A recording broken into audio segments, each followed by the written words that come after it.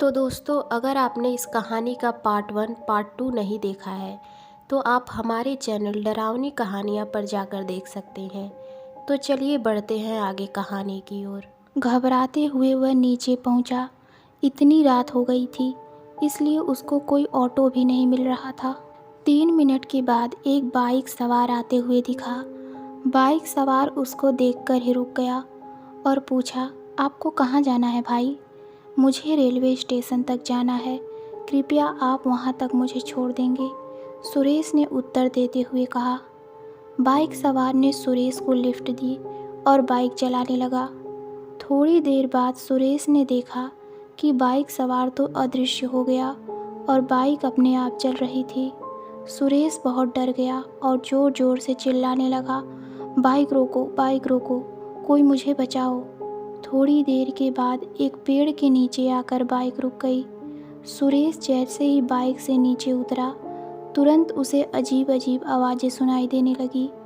सुरेश ने महसूस किया कि कोई शक्ति उसको ऊपर उठाने की कोशिश कर रही है और उसको ज़ोर से खींच रही है।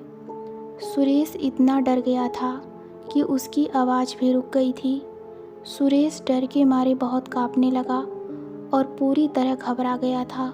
उसने अपने आसपास देखा तो वहाँ पे कोई नहीं दिख रहा था, बस चारों ओर अंधेरा ही अंधेरा छाया हुआ था।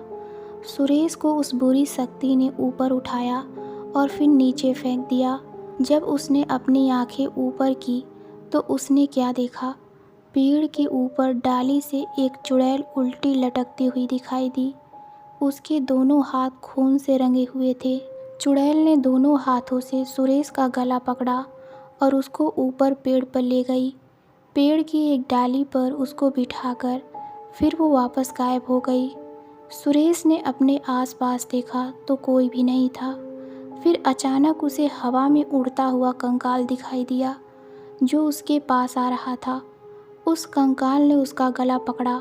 सुरेश ने बहुत कोशिश की, लेकिन वो अपने आप को नहीं छुड़ा पाया। आखिरकार वह हिम्मत करके पेड़ के नीचे कूद गया और तेज़ी से भागने लगा। थोड़ी देर भागने के बाद वह रुका और आसपास देखने लगा। आसपास कोई भी नहीं था। वह मन ही मन चैन की सांस लेने लगा, लेकिन शायद उसकी यह सांस ज़्यादा देर तक नहीं चलने वाली थी। सुरेश ने महसूस किया कि उसके दोनों पैर किसी ने पकड़ लिया है। उसने आसपास देखा तो कोई भी नहीं था। फिर उसने दोबारा अपने पैरों को देखा तो उसके होश उड़ गए।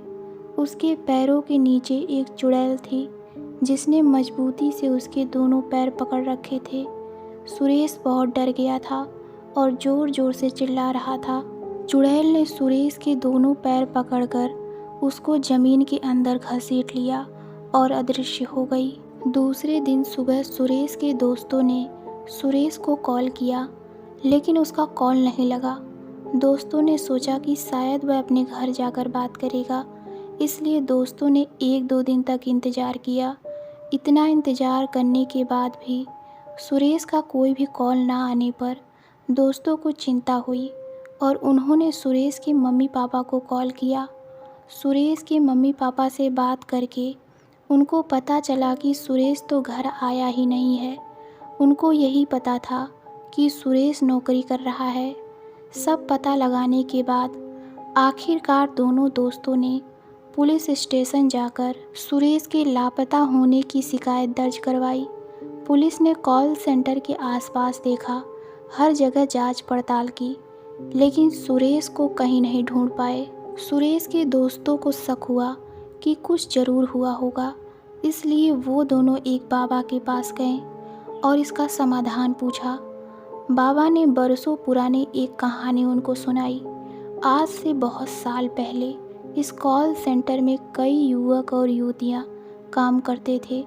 सब मन लगाकर काम करते थे, लेकिन कॉल सेंटर का प्रबंधक बहुत ही क्रूर था।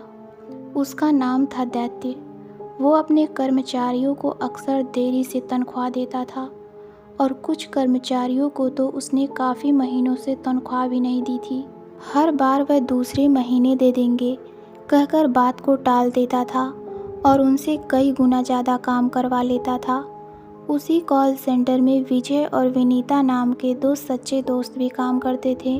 विजय की मम्मी की तबीयत एक दिन बहुत ज़्यादा बिगड़ गई।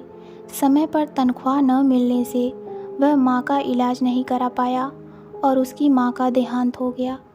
विजय ने उस रात को कॉल सेंटर की तीसरी मंजिल से कूदकर अपनी जान दे दी। उसको इस हाल में देखकर उसकी दोस्त विनीता को भी दिल का दौरा पड़ गया और उसकी मृत्यु हो गई। तब से इन दोनों की आत्मा इस कॉल सेंटर में कैद हो गई है और काम करने वाले अनेक कर्मचारियों को अक्सर ये डराते हैं और कितने लोगों को तो मार भी चुके हैं। आपका दोस्त सुरेश भी इन्हीं का शिकार हुआ था। विजय और विनीता के इस हादसे के बाद दैत्य इस कॉल सेंटर को छोड़कर दूसरे शहर भाग गया और फिर कभी वापस लौटकर नहीं आया। अगर इस कॉल सेंटर में शांति चाहिए तो कैसे भी करके दैत्य को कॉल सेंटर के भीतर लाना होगा। फिर चुड़ैल और भूत अपना बदला पूरा करने के बाद हमेशा के लिए इस कॉल सेंटर को छोड़कर चले जाएंगे। मैं आपकी इसमें मदद कर सकता हूँ। मैं एक ऐसी विद्या जानता हूँ जिससे दैत्य जिस जगह पर होगा वहाँ से कुछ देर में ही कैसे भी करके इस शहर में पहुँच जाएगा और उसके पैर अपने आप यहाँ खींचे चले आएंगे। इतना कहकर बाबा ने कुछ मंत्र बोले और रात होने का इंतज़ार करने लगे। जैसे ही रात हुई, बाबा के कहने के मुताबिक कॉल सेंटर के बाहर दैत्य मौजूद था। दैत्य धीरे धीरे आगे बढ़ा और अचानक उसके कदम रुक गए क्योंकि बाबा ने मंत्र बोलना बंद कर दिया था। रात के 12 बज रहे थे। दैत्य को तो कुछ पता ही नहीं था कि वह कहाँ आया है, लेकिन मंत्र बोलना बंद करने के बाद उसको पता चला कि वह सायापुर शहर में शांति कुंज कॉल सेंटर में है। अचानक उसको पुरानी सारी बातें याद आ गईं और वह बहुत डरने लगा। दैत्य के हाथ पैर कांपने लगे। डरावनी आवाज़ उसको सुनाई दी और एक परछाई दिखाई पड़ी। वह परछाई धीरे धीरे बड़ी हो रही थी और उसके निकट आ रही थी।